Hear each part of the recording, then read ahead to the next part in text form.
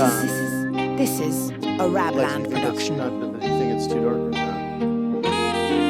Yeah, I was mad. Yeah, I was sad. What the fuck you want? All I wanted was my dad. All the long talks we fucking had, he ain't even get to see me.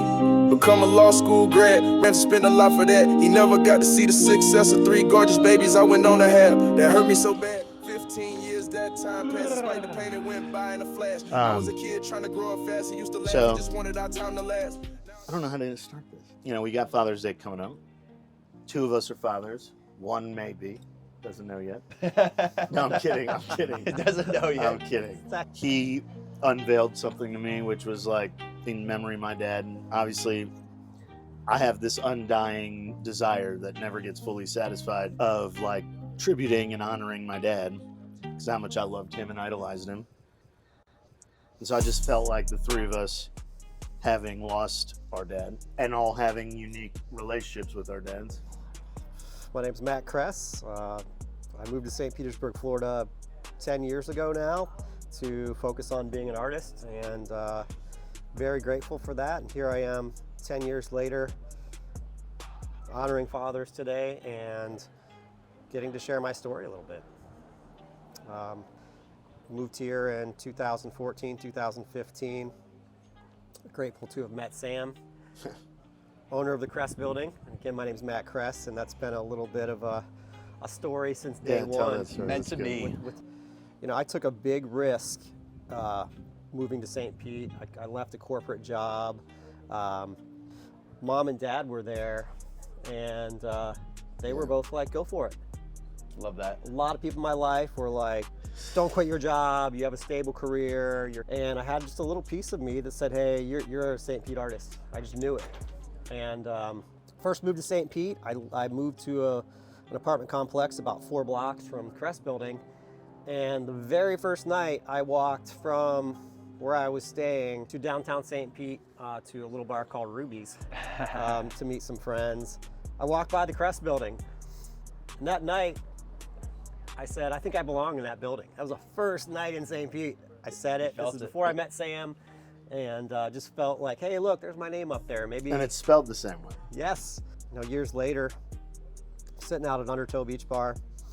At that point, I'd done a couple art shows in town, and sit right down beside Sam, and it was within months of your dad.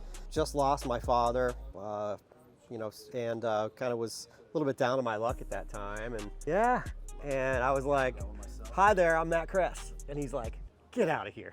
He's like, I own the Kress building. And that sparked a really long conversation.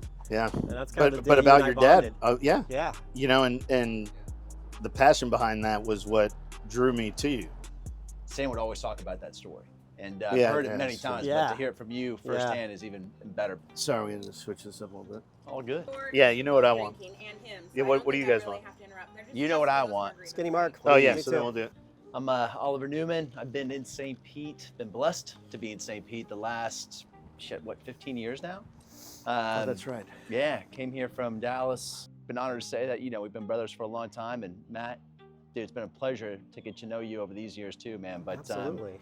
yeah, work in the tech industry, been in the tech industry the last 15 years, travel a lot, trying to start my own business here as well. And have 2 beautiful kids and a beautiful fiance, and can't complain. So my name's Samuel Boutros. I like long walks on the beach. No, I'm kidding. Spot on. I born in Orlando, moved here when I was 3. Never really had direction, I guess, until I felt like I had no choice, which was sort of a byproduct of losing my safety net, which was my dad. Up until then, I was just coasting with whatever I thought he wanted me to do, which I ultimately graduated law school, did that for a minute, and then now I'm in real estate from the investment landlord standpoint.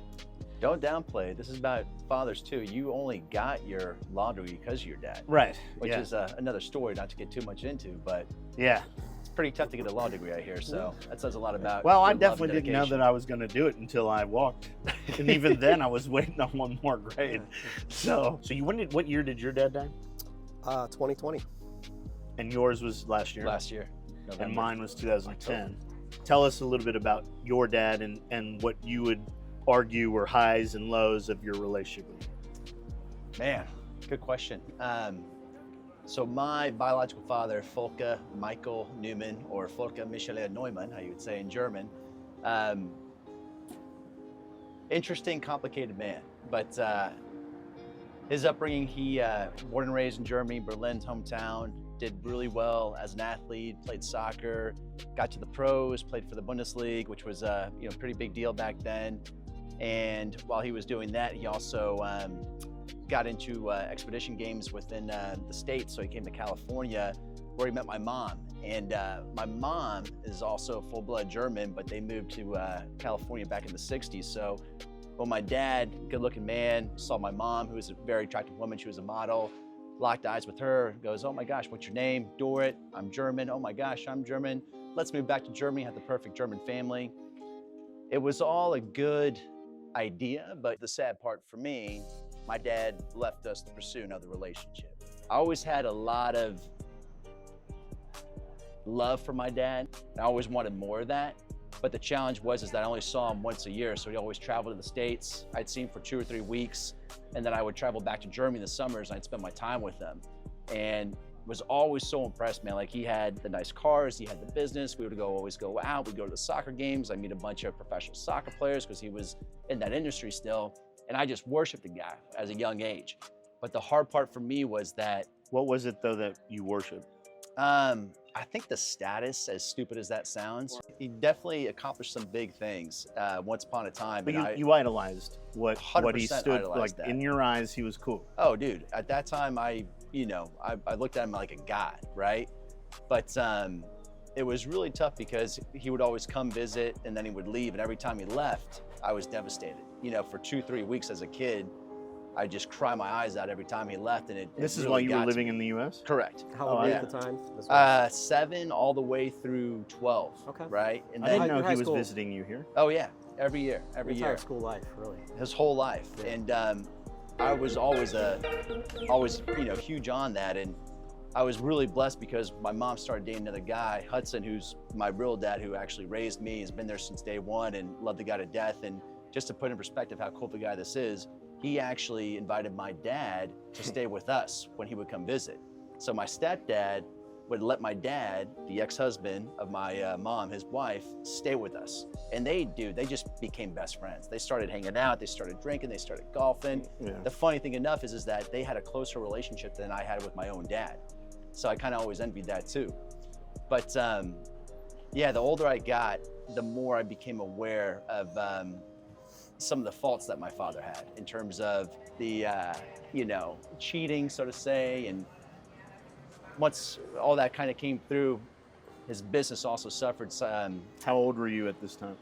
Good question. So I was probably around 14, 15, and he was just climbing the ladder with success. And then when the .NET boom came around in 2001, we had a bunch of magazines, newspapers, and when it all became digitized, he didn't understand the concept of technology. So he said, I'm gonna stick with the papers, and we all know how that played out, right? So he went from a lot of success to filing bankruptcy to going from this confident god of a professional soccer player, successful businessman that I had envisioned my whole life, to me when I got older, I had to support him a little bit. And that was a whole lot to take in. But there's a part of that you enjoyed. You know me better than anyone. I was always very pissed off and took it really personally that he left me. That one day when I became my own man, I became somewhat successful. Anytime he asked me for money, I was able to help out. And You enjoyed kinda him did it. needing you. Yeah, I wanted to help out, but it was also to say, you know what, fuck it. Like, you didn't help me a lot when I was growing up, but let me do that for you. And yeah, I mean, it's a good point, right? So we're both fucking stubborn as hell. So we would get in a lot of fights, but end of the day, the guy loved me more than anything, and I knew that. Tell me your favorite memory as a kid with him. In Germany, there's no drinking age. So I was wrapping up work. He was really busy at that time. And my uncles took me out and got me hammered. My dad finds me passed out in a bathroom. He's like, what the fuck? Get up. Let's get you bratwurst. Let's get you a beer. Like, you'll be okay. So he's like, Oliver, what do you want to do? I was like, I just need some food and I want to see some women. He's like, all right, I got it. 14 years old, Yeah. and we're driving down. He brings over this female. It's like, hey, can we just see your boobs? I'm trying to show my son, you know, that's how I saw some of my first boobs. So And I thank how him old for were that. you again? I was 13 or 14, something like Nice. that. But the one that was most impactful, right before he passed, it was one of his last trips here, and we sat down at the Vinoy like we always do, just had some one-on-one time. I shared some things that I did from a business perspective and what I was able to accomplish, and he just grabbed me, man. He was just like, I just want to let you know, I'm super proud of you, and I've never accomplished that. I'll cut it off with Do you that. need sunglasses? I have other got glasses. some. Yeah, where the? When I I was turned- eyeing these up a We mile, good, we mile good. away. Oh, yeah. Oh, dude. I hope now you understand you got to give me a picture of your dad. I will. Thank you for saying that, man. Yeah. I appreciate that more than you know. Cool. A quote that's from the book and movie, The Great Expectations. It's been impactful in my art career is he says, I'm not going to tell you the story as it actually happened. I'm going to tell you how I want you to remember it. I apply that to my art. That's what I I told don't want you. to paint the picture how it actually looked, but how I want you to remember it. I commend Sam for this because when my father passed last October, my sister was here. Sam grabbed me, goes, listen, man, I know that you're dealing with your own shit with your dad, but you get to control the narrative from here on out. And I never understood That's that what I told concept. him. And that is That's exactly powerful. what you just That's said. powerful. And that's what you were saying. That's what you were saying. Yeah. It's not the story And- that happened. Correct. Yeah. And It's the honest story to I God, want you to remember. honest to this. God, I didn't know, I was so honored that you said that, but I didn't understand the impact of what that would mean before I went to Germany. Father's name was John Kress. He was born in 1947. Grew up in the grocery business, you know, had a lot of things provided to him as a kid, and came from a very large family of entrepreneurs in Ohio. My grandfather was a grocery store owner. We owned, when I was a kid, and my grandfather owned multiple grocery stores in Canton, Ohio. His younger sister was hit and killed by a car when she was 10. Sorry to hear that. He was home when it happened. He kind of gave up on life and was kind of like, screw it. But what made him blame himself? Because he was home? Yeah, And it happened out front? yeah, I see. yeah. You know, and it made my dad join the military. So How old was he? he was 19 years old, dumped himself right into Vietnam, was a helicopter gunner. His job was to save people and kill people. Wow. Over the years, I'm the only person he would sit down and I'd get him to open up to me and talk to me about a lot of the pain. You know, I didn't really get to know my dad until he had cancer, to be honest. I mean, really? 2 years before my dad got cancer is when I moved here in 2014. There's a verse in Hebrews that says, if you have faith and you haven't done anything good today, your faith is dead. I struck a chord with him because I said, Dad, what good have you done this week? And he kind of went, Put him on the spot. and from that day forward, my dad never drank or did drugs again. And you know, my dad, through all those years, was still there to discipline me in a positive way. He still worked through all that, worked his ass off every day, you know, to provide for us. So he may not have been around, but he was still providing. Yeah. You know, one day I asked my mom after my dad passed away and said, Mom, why didn't you ever divorce Dad? You're a beautiful woman. And you know what her response was to me that literally just put me in my unintelligent place? She said, Matt, who would have done his laundry? Wow. That love rarely exists anymore. Yeah. You know, I appreciate you sharing that. I That's still a big love her deal. to this day for that. But you know what? Yeah. You know what? Hey, I gotta take a break real quick. Is that cool? I'm blowing up. Give me 2 seconds. Yeah. I don't want to interrupt. I feel guilty. Give me Oh, 1 good. sec. Yeah. The good part is, between you and I, Yeah. his mic is hot. So we'll know what conversation he's having. That's super good. He's like, this motherfucker, this is the most boring thing I've ever done in my life. Yeah. Yeah, after you just shared like a very, very And he's like, in there like, sensitive, yeah, like, no, I'm so glad you shared that with me. And then now, like, I just can't wait to know what the conversation he's having right now. Excuse me. Hey, I guess I admire yeah.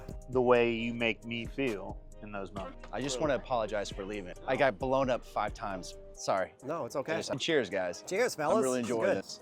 It is. It's good to talk. Yeah. So what would be your favorite memory or two with your dad? You know, do you want the funny one or the serious one? I want them both. Both. My dad's final tour, this belongs in a movie. My dad's final tour, he's like, I'm gonna get something out of this war for me, for my family. And my dad picked a little village in South Vietnam, grew a field of marijuana over there, walked on a military flight out of Vietnam to Germany. And those guys at the time were, when they came home, they carried a 60-pound gear bag, okay? There was no drug dogs back then. There was nothing like that. All filled. My dad brought 60 pounds of bud home. 60 pounds That's unheard of of. bud. I mean, he packed it God in bless the that whole guy. thing. I'm talking a bag that I've actually big. seen these in movies, so your dad was actually doing this shit. He's like, Matt, how do you think I Probably. married your mom? How do you think I bought a Corvette? Yeah. How do you think I had Wow. you? And I'm like, okay. Wow. The day my dad passed away, he's like, I have something for you. And he gave me his journal through cancer. I admire him, and maybe this is why I try to emulate my love to others, is not anywhere in that book was he saying, God heal me. He was like, I'm praying for the neighbor, that son has cancer. 4 years of cancer, never said God heal me. Every time he was saying God heal others. That says so much about who he was as a person and the love that he had for I got to everybody watch else. him change and become a great dude his Yeah. last years of life. He was awesome, man. Let me ask you this, Matt. Growing up with him, obviously, did he always have those qualities? They were there. Okay. It's easier for me to say that now than in the moment, because there were Right. days I hated my dad. Do you think he was a Rolling Stone, and maybe the portion of you that hated him was the portion of him that was seeking something? Absolutely. Wow. That's impressive. Because, you know, we're all human beings. Yeah. And I think that's kind of the part we forget as kids, that our parents are human. Yeah. We don't give them that luxury. that credit. Yeah. You touched on him when you told him that you were going to pursue art. Was he positive? Was he negative? Was he encouraging? Supportive. So supportive. Yeah. Most people will never get the support from their parents. I know I would not have gotten supported by my parents. You probably wouldn't have either if we wanted to be artists. I mean, the fact that you had a dad in military who supported you Says a lot. is probably out there in terms of an exception to what the status yeah, quo is. Absolutely. Ramsey Atea Boutros, which, by the way, is the initials of everything I've done since I graduated Yeah. law school, which, you know, a variation of Rab Land. So RAB, my dad's initials. You know, he was born in 1929, oldest of 9 kids. His dad died when his wife, so his mom was pregnant with his youngest brother. His wife was pregnant with his first son, first child. At the same time, they were 5 months apart, my uncle and my brother. They were very poor, born in Egypt, moved here in his 50s. He went from being super poor to probably one of the most wealthy, most powerful people in Egypt, only to come here to have to start over. So his family were farmers, and that's like the lowest thing you can be back then in Egypt. It's not like what it was in America to be a farmer. That was something to be proud of back then. So, You guys want another round? yeah, we'll do another round. Please. Thanks, Safina. So, long story short, you know, he ends up falling in love with a girl on a train when he's like a teenager, maybe 13, 14. I love this story. Told me the story when I was graduating high school, and I asked him what was the thing that clicked in his head that gave him direction. I had no direction.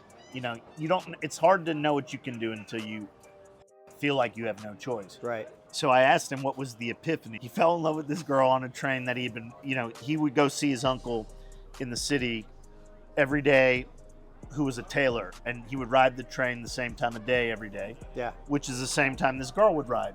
And he fell in love with her after 2 years of riding around with her, basically. Asked her out, and she laughed at him and said, "My dad would never let me date you. You're a peasant." So my dad said, "Well, I'm not going to be a peasant anymore," and went and got the first job he could, which was under the table, below minimum wage. My dad never talked about his own dad, like nowhere at all, actually. This is the only story he ever mentioned his dad in, because I asked after that. That's how I found out they were farmers. He talked about the 2 mentors he had, the way I talk about my dad, the way you two talk about yours. But he ends up working for this guy under the table, ends up taking over the company, and then transitions into import-export and ends up taking over that company. Can I be the interviewer for a second? Yeah, 'Cause please. I'd like to know this. You tell me a lot of fun stories about your dad. What would you tell me are the 3 qualities that you saw in your dad that made him as successful as he is? Great question. So, one, he walked it the way he talked it. He would preach exactly what he was willing to do. Okay. And did it. I mean, I never saw him break his word. You know, it's interesting.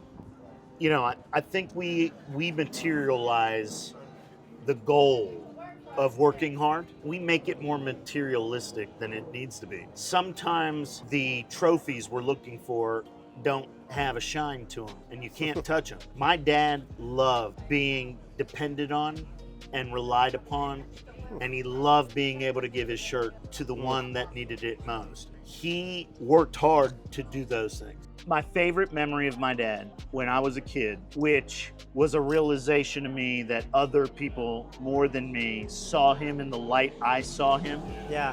Which to me, I mean, most kids see their dad as a superhero. Yeah. So he never once imposed religion on us as kids. You know, I was in trouble like most weekends. My dad came in my room and says, "You're going to church with me." I was like, why? I'm in that much trouble? What did I do? You know, like, not realizing that like he felt like he had to go because they had just opened this church he built. And so we went, our religion, the mass is 3 hours long. But same order of events, you know, communion is at the end. Yeah. So we get there with 45 minutes left. And in our religion, you have to take your shoes off in church. And the men go on one side to do communion. Actually, you can't even sit, men and women. Yeah. Now, I will tell you, my dad never followed that rule. If we went to church, Yeah. his wife sat next to him, his daughter sat next to him, period.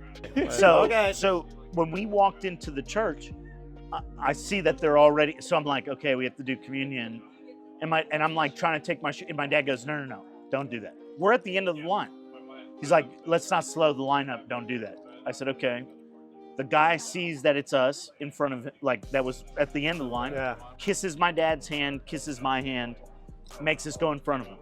Then the guy in front of us, again and again, all the way until we did communion after the priest. Oh, that's awesome. That's to the just point chivalry where right like, I'm like standing there in awe, like, I just remember like someone pulling me aside that day as I'm like staring at my dad like, I thought you were a big deal, but they do too. What is going on? There's more to it. Someone pulled me to the side and goes, "Do you know who your dad is?" Because they could see in my face like I'm just staring at my dad's every movement, like in shock. Oh, What an impact, right? And I just remember thinking, I never heard this, Sam. Like, this yeah, is great. so Your dad Yeah. was helping everybody else, especially in the time of Yeah. weakness. He wasn't thinking about himself, he was thinking about everybody else. Same thing. Yeah. It's a beautiful That's story. fucking beautiful. It's a beautiful dude. story, Yeah. That is man. beautiful. So to this day, like, you know, people revere him so highly, Man.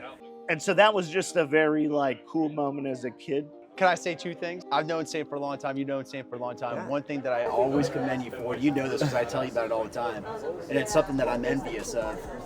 The love and respect that this man has for Ramsey is at a whole nother fucking level that I wish I would have had that same love. And That I think pride. I do afterwards, pride Yeah.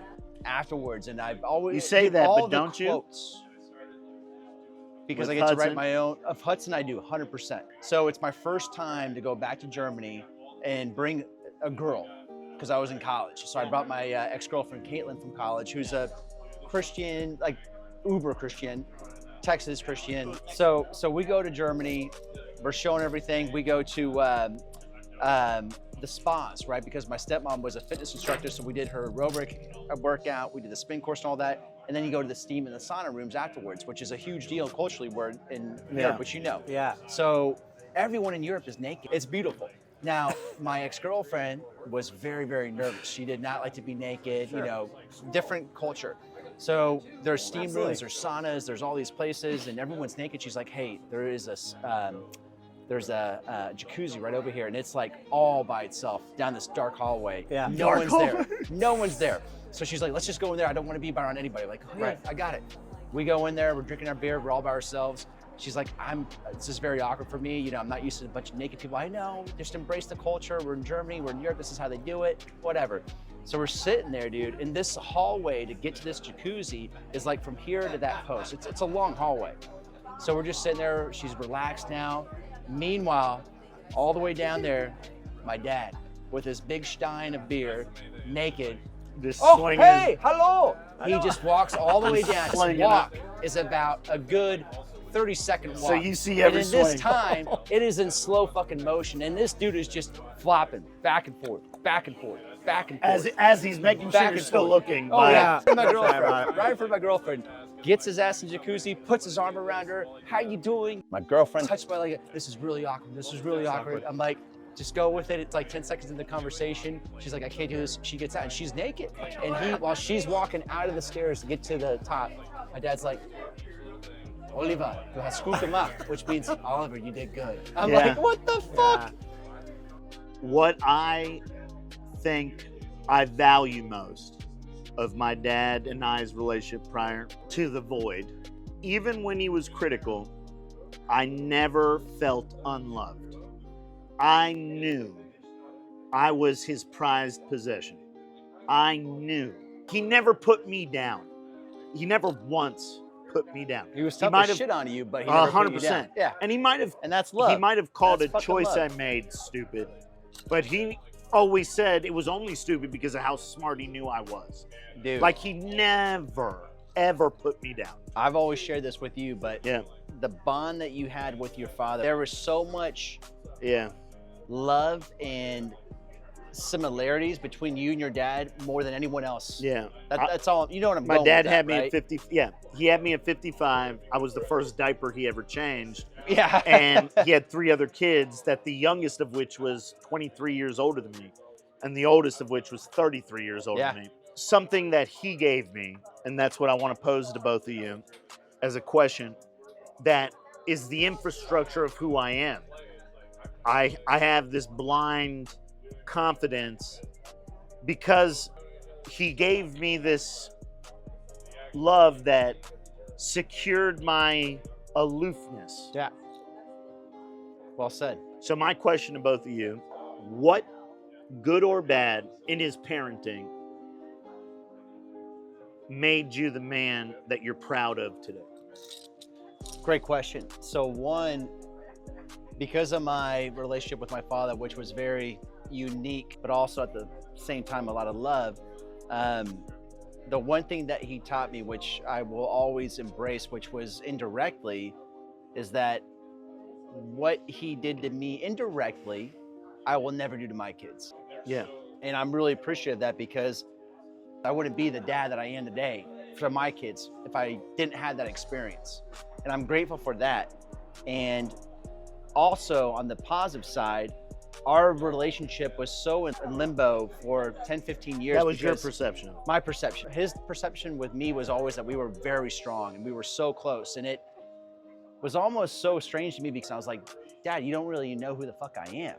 And he got to know me better over the years, but it took a long time to get there. But what I'm most proud of is that going back to Germany for the first time in 12 years, which very emotional for me, but I'm flying back to Berlin, and Berlin is very cloudy, a lot of rain. So you can't see anything when you're descending into Berlin until you're about 10,000 feet. And I'm flying through the clouds and I see my hometown, and I lose it. I start crying. And Destiny grabs me, she's hugging me, and I lost my emotions for the first time in a long time. It felt amazing. When we got there, I didn't know what to expect from my dad's funeral. My sister, she's amazing. She planned everything. And she has a good partner. She has a great partner. Finn's amazing. Right, so we go to the cemetery, and we already have the Neumann family cemetery. Everyone's buried there. We get there, and there's over 150 people there, and it's just building up. And I'm just like, oh my God, the amount of people he touched. So now we get there, we say our goodbyes, and then everybody comes up and gives their condolences. And everyone just speaks so highly of my father, man. It was the most beautiful thing I ever He heard. was an inspiration. Super inspirational. Yeah. This one guy comes up, he's probably in his late 20s. He goes, hey man, you haven't met me yet. I just want to say that your dad coached me when I was younger. I didn't have a father figure. And I just want to let you know how amazing your dad is. And I literally grabbed him. It's awesome if you love your dad. If you wanted to be angry, that would have hurt. 100%. And I said, hey man, thank you so much for sharing that with me. It means so much to me. And then Finn, my sister's boyfriend, grabbed me and goes, do you know who you were just talking to? And I go, I have no idea. He goes, and I forget the name. I don't have the elephant brain that Sam does. But he goes, dude, that's a professional soccer player that he flew in town for Berlin to see your dad. Like, that was the impact that motherfucker had. Yeah. And everyone was telling me story after story about my dad and all the good that he did and all the things that I had no idea about because my dad was not a emotional kind of guy. Yeah. Well, and I learned all these things. He man. didn't tell you why to love him. Correct. Correct. 100%.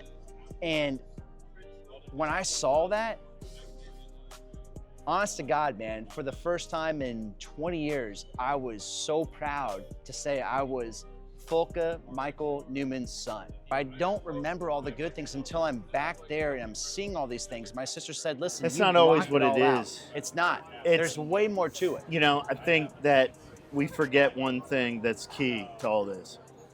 Let's put your experience aside. No one that's a bad person can raise a daughter as amazing as your sister. Yeah, you're gonna make me cry. So in a that's second. all we have A to. bad tree can't bear good fruit. No, Right. dude. So, 100%. like, you know, fuck. 100%. So I say what I'm saying to say, Love you. we know what we've been told. We don't know it all. And I did not know it all. You know. And I appreciate you And so I'm not much for saying that. anything we've been told was not accurate. No, but there's more it was to it. exactly. There's way more to it. Exactly. The best thing I learned from my dad is there was not a single day from childhood as a baby to seeing him pass away that one time he cared about the opinions of others. Oh yeah. Not one Okay. time was he ever affected by anything that anyone I said. love I that. want that trait so bad. And not one time I ever saw him concerned with what somebody else said. I know we're pressed on time, but I want to understand, where do you think he got that trait from? Giving up on Where- himself and caring about others. Wow. I think he lost hope and didn't care if anyone was judging. He didn't care. He did not care. Good or bad, he lived his life. You know? Yeah. And That's amazing. I tap into that sometimes, just being an artist. It's impressive. I would argue though that to be an artist, you have to lack the care for people's criticism. So, arguably, it fueled more so than you think Yeah. the ability for you to be who you are Yeah. in that regard and be living out the dream that you told him once you had. Yeah. Which he was so supportive I of. call criticism comparison, and comparison is the death of creativity. So I would agree with well that. said. That's Yeah. it. Yeah, that Well is very said. well said. What I'm very grateful for is the piece that you made captures the very seldomly seen version of my dad that when I saw, I felt like I could do no wrong. Yeah. Where we bumped heads was I just have a very different outlook on life. If I can't laugh about it, then it's not real. Yeah. So you had to get that from your mom, right? Yeah. I don't know where I got it. My dad did make two sons other than me that were both very jovial personalities. Sure. What I learned from my dad in death that is part of my infrastructure is Yeah. I was not all wrong. I think all three of our dads have a part in how great the three of us are. I mean, good and bad. Yeah. Yeah. You know, because we sure. learn from their mistakes. But I recognize now the shackles that no longer exist. That's great. He was very worried about me because he thought I was too happy. To think that someone's so smart, to be brilliant, and see that as a flaw Says a lot. until you accept that the idol you had Yeah. could be wrong. Yeah. You don't know. That's the shackle I that love how is you now frame no it. longer, is believing there's a correlation between success and being too happy. Meaning, if you're too happy, you're not working hard enough. You're either not seeing your full potential or you're inviting chaos and failure. For me, Well said. there is no success without happiness. Yeah. 100% agree. So where I have to make concessions is where him and I define the word success differently. I think the man enjoyed working and believing what he believed. The harshities of life without an education on why will be the detriment to a future. Well said. Yeah. Well I've said. never, ever heard someone call the loss of an idol, which I will say earlier in the conversation, I said, we share that we have fathers. We also, three, share fathers in some ways we idolize.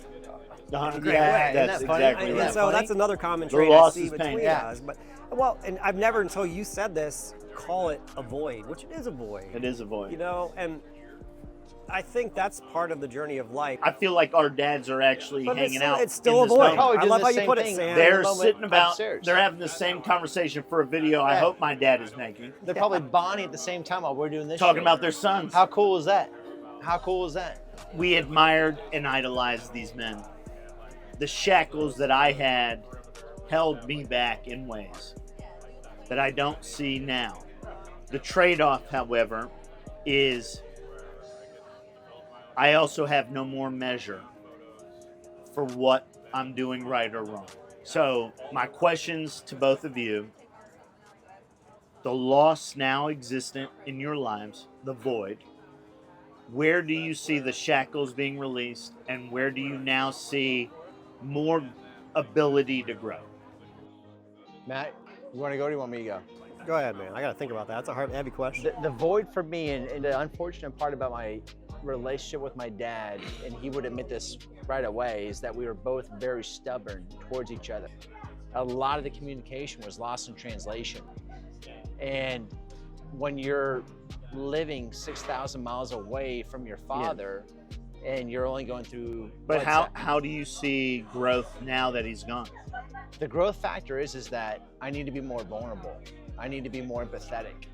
I need to put myself in other people's shoes, Amen. Let me pose and the I did question that different. too often. Let me pose the question different.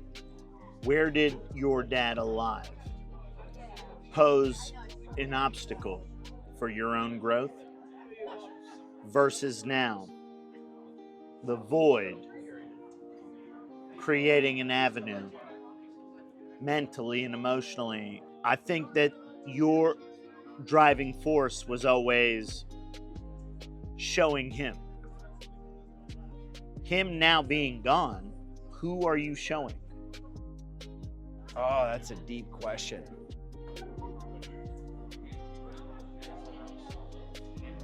That's a deep question. God, that's a deep question, man. That's a lot It of is. thought right there. God, that's a deep question, man. Sorry. No, it's a No, great no, question. there's- That's a hard. I mean, Don't not a lot of people can apologize. answer That's- that. but- That's for me. It's very. The value in what I'm trying to explore here is yeah. these men in life and in death taught us so much. They did. And we will now, based on their successes and failures, do better. God, man. I think that's where your story is unique. You end up having a dream that both your parents supported. Nothing wrong with Let it. me ask you this, dude, Yeah. because you know me better than anyone. Yeah. When you say void, what do you think it is? Because I'm struggling. I think that you now have no one to prove anything to. And that's going to be an obstacle for you. Fuck, you're right. I think the whole reason why I do what I do Why you've done everything you've done. before my dad passed away is to show him that. To show I him how don't much need better your and support. more and Ah, Correct. it and Yeah. like everything more than him. Right. And I think I always define success. So what do you do when you lose that marker? pray. I embrace it and I Right. pray, I meditate. Well, you have to accept you've done enough and that you can do more if you want to. But the hard part with that, as you know, my family, as supportive as they are, and I love the fuck out of them, they're really tough on me. So it's always, what is next? What are you gonna do? What's the next accomplishment? And yeah, you're right. So let's be real here. God, you're going deep. I think my mission before my Was to biological prove him father, wrong Yes. and to show him how much better a man who could do all he did wrong right could Correct. also still be. Correct. And now that I went through the grieving process, I went to Germany and dealt with the emotions of the funeral and everything, the life celebration. I'm not proving anything to anybody anymore. It's more for myself. But do you know what that is you're proving? I do. Are you sure? Let me digress a second and please. give you a compliment that is well deserving. You adopted a boy who sees you as the same as I see my dad. Truth. And that boy would never have had that experience. You should be so proud. Yeah, you hit it home there. I guess my end goal was always to be more successful than prove No, it was to prove how he failed Prove. you. Let's Yes. not forget that. That's exactly what it was. Let's not forget that comparison is the death of creativity. So you know, this is one thing I want to That was ask you. beautifully said. Yes. Do you believe that, because I think that where I didn't see a difference until this dialogue, which I'm so grateful we had, Yeah. you literally had two parents that kind of upheld their role They did. no matter what. Honorably. And supported. They did. If I you- hope to find that. Yeah. What you had is we both set out against the grain. Either one of our dads was Yeah. telling us we were wrong, or one of us was trying to prove our dad wrong. Yeah. You Yeah. had the support of your dad. Oh, I get what you're Oh, saying. yeah. You see what I'm saying? I was Like, trying to prove my dad you wrong the get whole to time. you got to be who you wanted to be. And your dad told you he loved it. I didn't have that. And I didn't either. Yeah. That's where I understand. I what didn't you're most saying. days. He just showed up that way some days. No, but it was never I disagree. No. No. It's never your this or that, Yeah. other than if that's what you want to do, Yeah. I support it. Yeah. Like, that's huge, dude. Yeah. I mean, Grateful. I'm grateful. I had a dad my whole life. I also got closure with him. so look, I love you guys. Love you guys, man. And This by the way, was- this was I got to awesome. share a lot of things I wouldn't Dude, share normally. me either. So, and by the way, Seriously. And by the way, magical. to all those that have their dads, happy Father's Day. grateful for Happy him. Father's Day. All right, Hey, cheers. beautiful, dude. Beautiful. Well, I mean, I hope the that was subject fucking matter beautiful. makes sense. And honest to God, like I know so much about him. I've learned so too. much about you. You too, dude. So Yeah, it's I mean, I really already knew a cool lot, Now, but that we I got actually- to bond on all this. I literally, Sam, want to sit down and write down stories about your dad because they are so beautiful. so you know what's Dude, crazy that's is like what I was wanna saying. know. Like, I don't that's know if gotta you know go this. I know paper. all his dad's lines. I don't know. You will miss me when I'm gone. You will miss me when I'm gone. Yeah. Ramsey said that about a bun. Teflon, the act I used to put on. Even though I believed them all along. Now I'm supposed to stay strong.